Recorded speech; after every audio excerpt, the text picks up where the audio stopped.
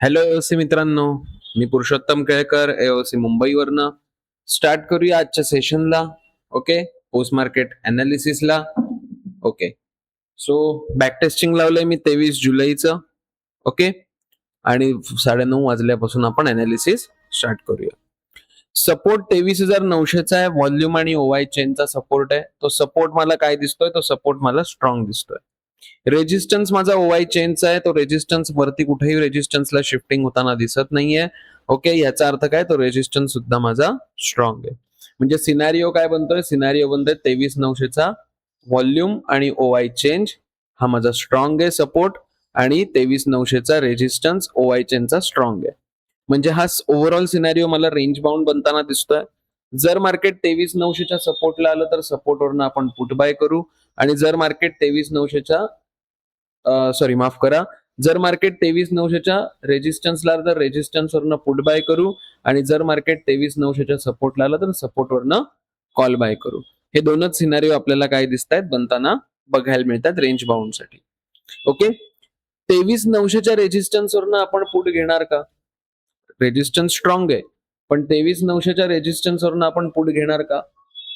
Mostly avoid केलं तर सगळ्यात चांगलं असणार आहे. ह्याचं कारण सपोर्ट साइडचा लक्षात घ्या, सपोर्ट माझा व्हॉल्यूम आणि ओवाय चेनचा बनतोय. Yes, correct. पण सपोर्ट साइडचा एक घटक, ज्या घटकाचं नाव आहे ओपन इंटरेस्ट, तो रेजिस्टन्सच्याही वरती आहे. लक्षात घ्या. असं कधी होतं का की रेजिस्टन्स खाली आणि सपोर्ट साइडचा घटक वरती? असं कधी होत नाही. ओके, मग आज झालंय ह्याचं कारण डेटा विखुरलेला आहे. मग आपण काय करणार? आपण वेट करणार. कशाचा वेट करणार? डेटा चेंज होऊ दे ओपन इंटरेस्टचा. एकदा ओपन इंटरेस्टने काही शिफ्टिंग वगैरे खाली काही दाखवलं तर आपण 23,900च्या रेजिस्टन्सवरनं पुट घ्यायचा प्रयत्न करू. ओके, जर 23,900च्या रेजिस्टन्सवरनं तुम्ही पुट घ्यायचा असेल तर आधी वरचा जो सपोर्ट साइडचा ओपन इंटरेस्ट आहे हा सगळ्यात मोठा खतरा बनतो तुमचा. खतरा म्हणजे काय? इथे कोणीतरी येऊन म्हणतंय की आम्ही मार्केटला 24,000च्या खाली जाऊ देणार नाही. सो मे बी मार्केट इकडनं झटकन वरती पण येऊ शकतं.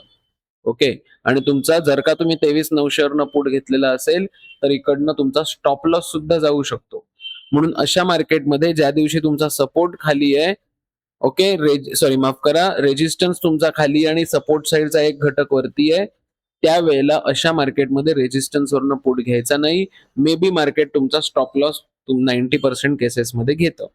ओके, मग ऑलवेज सपोर्ट हा रेजिस्टन्सच्या सेम स्ट्राईक प्राइसला असला पाहिजे, किंवा रेजिस्टन्स पासून खालच्या स्ट्राईक प्राइसला सपोर्ट असला पाहिजे ऑलवेज. कारण आपण नियमाप्रमाणे सपोर्ट हा आपला खाली असतो आणि रेजिस्टन्स हा आपला वरती असतो. पण इथे झालंय उलट, सपोर्ट साइडचा एक घटक वरती आहे आणि रेजिस्टन्स माझा 23,900ला आहे. म्हणजे सगळं उलट झालंय. मग अशावेळी काय करणार? अशावेळी वेट करायचा. अशावेळी रेजिस्टन्स साइड कितीही स्ट्रॉंग असली तरी तिकडनं आपण पुट अवॉइड करणार. ओके, मग आता ट्रेड कुठनं मिळेल आपल्याला? तर सपोर्ट साइडचा डेटा क्लिअर आहे. जर मार्केट 23,900च्या सपोर्टला आलं तर सपोर्टवरनं आपण कॉल बाय करू. याचं कारण सपोर्ट माझा स्ट्रॉंग आहे. ठीक आहे, लेट सी, बघूया काय होतंय मार्केटमध्ये. आपल्याला काही ट्रेड मिळतायत का? रेजिस्टन्स साइडचा व्हॉल्यूम 24,000ला होता, तो 24,000वरनं 23,900ला आलाय. टॉपवरनं बॉटमला शिफ्ट झालाय. ह्याचा अर्थ रेजिस्टन्स साइडचा व्हॉल्यूम पण म्हणतोय मी मार्केटला 23,900च्या वरती जाऊ देणार नाही. मग घ्यायचा का इकडनं पुट? बिलकुल नाही घ्यायचा, कारण जोपर्यंत सपोर्ट साइडचे वरचे जे ओपन इंटरेस्ट आहे हा सपोर्ट साइडचा, हा जोपर्यंत खाली येत नाही, एक तर ह्या 23,900ला येत नाही किंवा त्याच्या खालच्या कोणत्याही स्ट्राईक प्राइसला येत नाही, तोपर्यंत 23,900च्या रेजिस्टन्सवरनं पुट घेणार नाही. नाहीतर काय होईल? आपण पुट घेऊ आणि ही लोक 24 लाख लोक बसलेत 100%, ती मार्केटला वरती न्यायचा प्रयत्न करतील आणि आपला स्टॉप लॉस जाईल. ओके, मग त्यापेक्षा ज्या साईडला डेटा क्लिअर आहे त्या साईडने आपण ट्रेड करायचा प्रयत्न करू. मग कोणत्या साईडने आपण ट्रेड करणार? तर 23,900चा सपोर्ट आहे व्हॉल्यूम ओआय चेनचा. जर मार्केट 23,900च्या सपोर्टला आलं तर सपोर्टवरनं आपण कॉल बाय करू शकतो. ओके, लेट सी, बघूया काय होत आहे मार्केटमध्ये.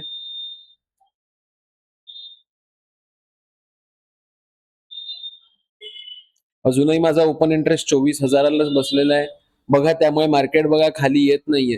आता तुम्ही म्हणाल की सर रेजिस्टन्स तर शिफ्टेड फ्रॉम टॉप आहे, मार्केट खाली यायला पाहिजे. मग मार्केट हे असं अडकतंय का? ह्याचं कारण सपोर्ट साइडचा घटक वरती आहे, तो मार्केटला पडू नाही देणार खाली. लक्षात घ्या.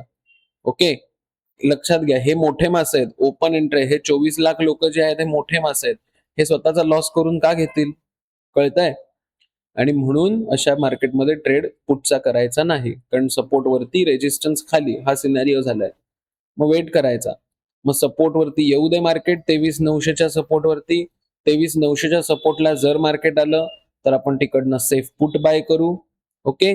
आणि जर मार्केट किंवा 24,000च्या रेझिस्टन्सला जर मार्केट आलं आणि माझा ओपन इंटरेस्ट जर का स्ट्रॉंग असेल, तर 24,000च्या रेझिस्टन्सवरनं पुट बाय करू.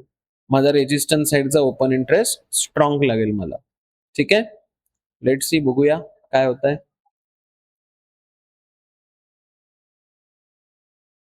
आता काय वेगळं घडलं तर 23,900चा जो व्हॉल्यूम होता, हा 23,900चा व्हॉल्यूम पुन्हा 24,000ला शिफ्टेड फ्रॉम बॉटम होऊन वरती गेलेला आहे.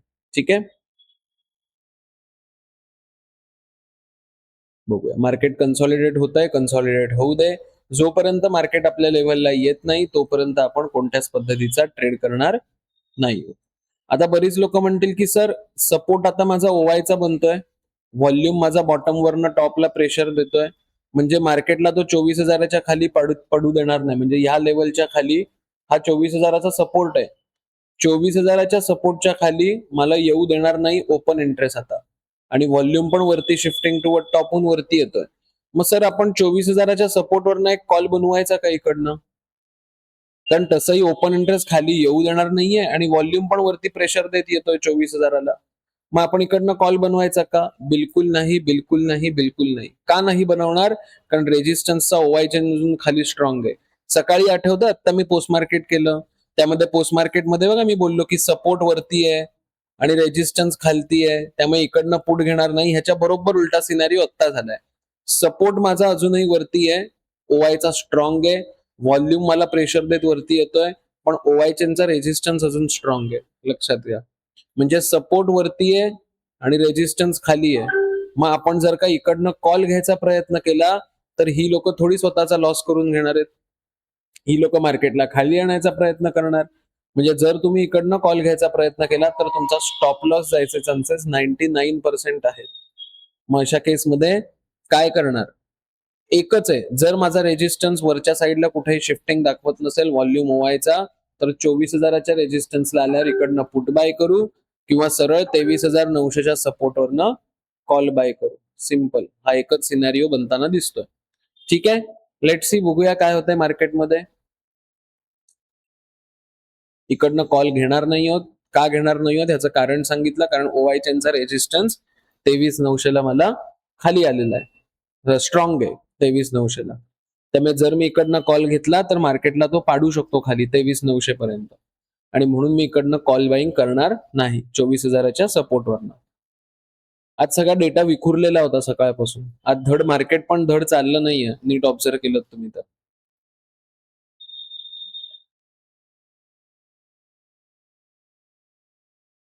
आता तुम्ही म्हणाल, की सर सपोर्ट साइडचा व्हॉल्यूम तर 23,900 वरनं 24,000ला वन साइडेड प्रेशर देतोय, बुलिश प्रेशर.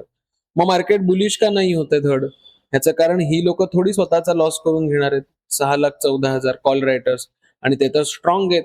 ते थोडी स्वतःचा लॉस करून घेतील. म्हणजे ते मार्केटला इथे अडकवायचा प्रयत्न करणार, वरती जाऊ देणार नाही. मग तेच घडतं इथे. मग जर का यांच्यामध्ये वॉर चालू आहे, युद्ध चालू आहे, कॉल रायटर वर्सेस पुट रायटरमध्ये, मग आपण काय करणार? ॲज अ बायर म्हणून आपण शांतपणे ते युद्ध बघत बसणार. त्याच्यामध्ये आपण भाग घ्यायचा नाही. नाहीतर आपलं काय होतं, आपला चुराडा होतो त्याच्यामध्ये, या दोघांच्या भांडणात. त्यामुळे आत्ता दोघंही ताकदवान आहेत. दोघंही पुट रायटर पण ताकदवान आहेत, कॉल रायटर पण ताकदवान आहेत. अशा सिनारिओमध्ये आपण शांतपणे ट्रेड करणार, बघणार कोण जिंकतंय. जर पुट रायटर जिंकत असतील तर कॉल बाय करणार. जर कॉल रायटर जिंकताना दिसत असतील तर पुट बाय करणार. ठीक आहे. ॲज अ बायर म्हणून वेट करायचा आपण. कोणत्याही प्रकारचं लालसा ठेवायची नाही, लालच ठेवायची नाही, मोह ठेवायचा नाही. आपण आपल्या लेव्हलवरती आल्यानंतरच ट्रेड करायचा. बघा इकडनं का कॉल पुट केला असता तर टाइमपास होऊन काय झालं असतं, डीके झाला असता प्रीमियमचा. पण एओसी होतं म्हणून आज आपल्याला ट्रेड आलेलं नाहीये सकाळपासून. ठीक आहे. लेट्स सी, बघूया काय होतंय पुढे जाऊन.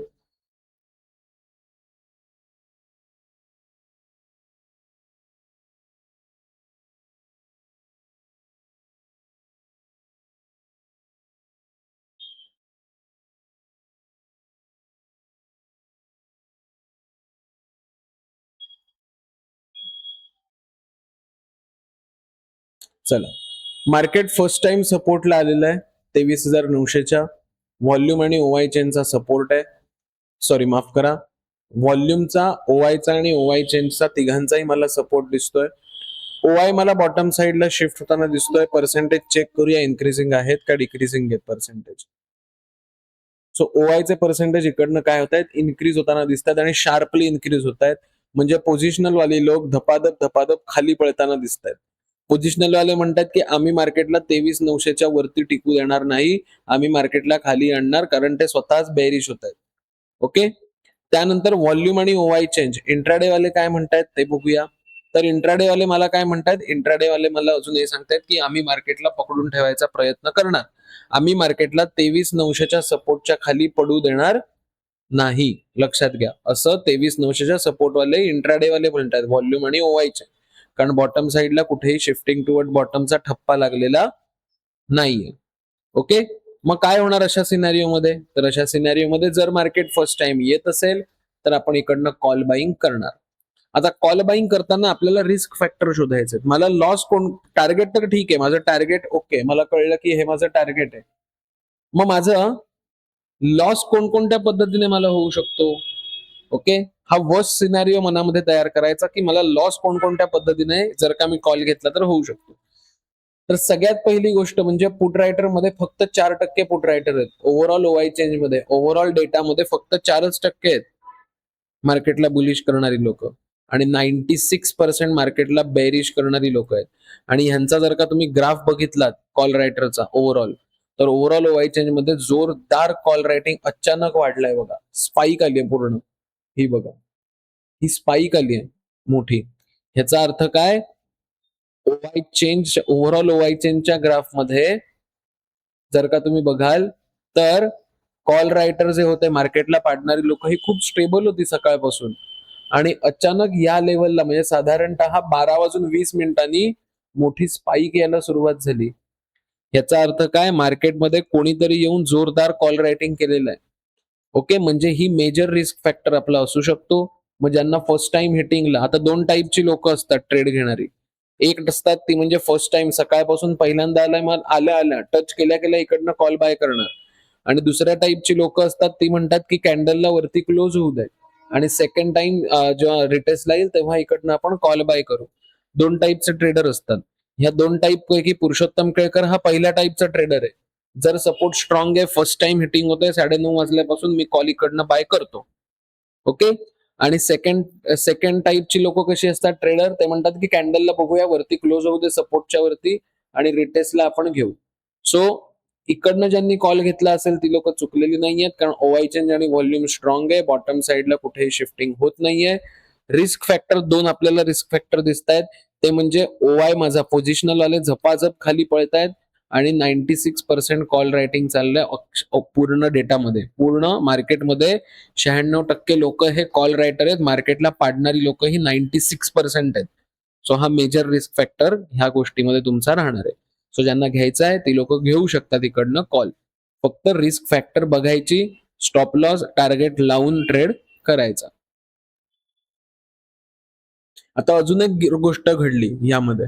कोणती गोष्ट घडली? तर सगळ्यात पहिले आता 100% कॉल रायटर झाले. मार्केटला बुलिश करणारा कोणीही वाली वारसदार उरलेला नाहीये मार्केटमध्ये. ठीक आहे, प्लस आउट ऑफ द मनीतले पुट रायटर पळायला लागले.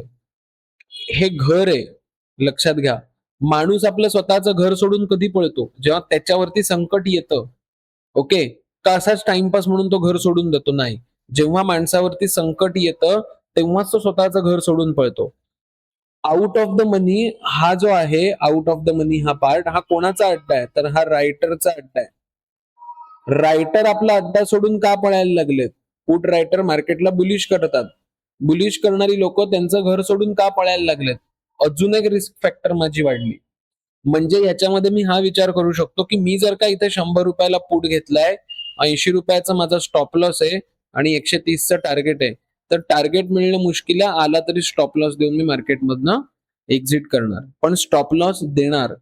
लक्षात घ्या, स्टॉप लॉस देणं हे ऑलवेज चांगलं असतं मार्केटमध्ये. नाहीतर काय होतं, नाही नाही आता मार्केट वरती येईल, नाही नाही नाही आता मार्केट वरती येईल, ह्याच्यामध्ये बर्बाद होऊन जातात सगळे पैसे लावलेले. स्टॉप लॉस लावून ट्रेड करायचा. मग ह्याच्यामध्ये टोटल 3 रिस्क फॅक्टर आपल्या बनतायत. ते म्हणजे ओआय माझा वरनं खाली आलाय पोझिशनल वाले, त्यानंतर ओव्हरऑल मार्केटमध्ये ओव्हरऑल ऑप्शन चेन मध्ये 100% पुट रायटिंग झालंय आणि ओटीएम मधले पुट रायटर पळत आहेत. हा सगळ्यात मोठा काय माझ्यासाठी डेंजर झोन तयार झालाय ट्रेड घेतल्यानंतर. म्हणजे ट्रेड घेताना काय होत होतं, मी ज्या बोटीमध्ये बसलोय त्या बोटीला छिद्र नव्हतं, त्या बोटीला होल नव्हता, भोक नव्हतं. पण मी बोटीमध्ये बसल्यानंतर समुद्रामध्ये गेल्यानंतर त्या बोटीला अचानक भोक पडलं आणि हळूहळू आता माझ्या बोटीमध्ये पाणी भरायला लागलं. अशा वेळी मी काय करणार, मी लाईफ जॅकेट काढणार आणि मी जगायचा प्रयत्न करणार. म्हणजे मी स्टॉप लॉस लावून मी मार्केटमध्ये काय होणार, कन्सिस्टन्सी ठेवणार. लक्षात घ्या, तरंगण्याचा प्रयत्न करणार. मग लेट्स सी, बघूया स्टॉप लॉस जातोय का टार्गेट जातोय या ट्रेडमध्ये.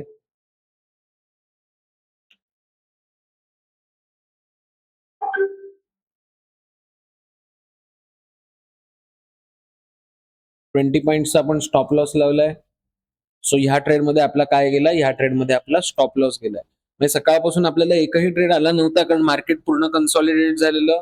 आणि त्याच्यानंतर हा जो ट्रेड आलेला, जो सपोर्टरनं आपण कॉल बाय केला, त्याच्यामध्ये तर अजूनही डेंजर सिच्युएशन झाली. कारण ट्रेड घेतल्यानंतर बोटीला छिद्र पडलं आणि आपण बुडायला लागलो. म्हणून आपण काय केलं, आपण आपल्या डेस्टिनेशनला न जाता लाईफ जॅकेट घालून आपण तिथेच समुद्रामध्ये तरंगत सर्व्हाइव्ह करायचा प्रयत्न केला. म्हणून स्टॉप लॉस लावायचा. स्टॉप लॉस लावल्यामुळे तुमचं कॅपिटल जे आहे हे बर्बाद होत नाही. लक्षात घ्या, आपल्या जर का एओसी वापरलं तर एओसी नुसार स्टॉप लॉस फार कमी लागतात तुमचे.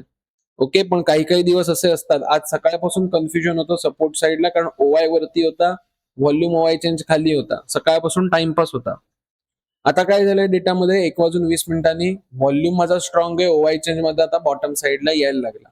ओके, आता जर मार्केट 23,900च्या रेजिस्टन्सला मिळालं तर इकडनं आपण पुट बाय करू शकतो. 23,850च्या रेजिस्टन्सवरनं पुट बाय करणार नाही, कारण व्हॉल्यूमला कुठेही बॉटम साईडला येल्लो बॉक्सेस लागलेले नाहीयेत.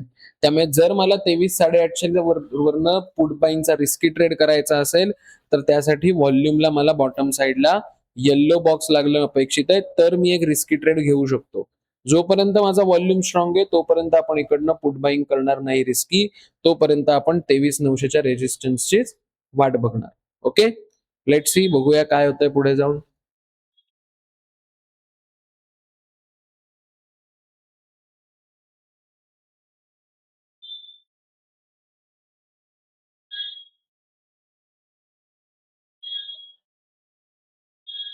मार्केट 23,850च्या रेजिस्टन्सला आलं, पुट बाय करणार का? नाही करणार. ओवाय चेंज बेरिश होतोय, लक्षात घ्या. पण व्हॉल्यूमला कुठेही येल्लो बॉक्सेस लागले नाहीयेत. जर मी इकडनं पुट घ्यायचा प्रयत्न केला रिस्की पुट, तर व्हॉल्यूम माझा इकडनं स्टॉप लॉस देऊ शकतो मला, कारण तो अजूनही स्ट्रॉंग आहे. ओके, मग अशावेळी काय करणार, अशावेळी वेट करणार. 23,900च्या रेजिस्टन्सवरनं आपण पुट बाय करायचा प्रयत्न करू, जर मार्केट 23,900च्या रेजिस्टन्सला आलं तर.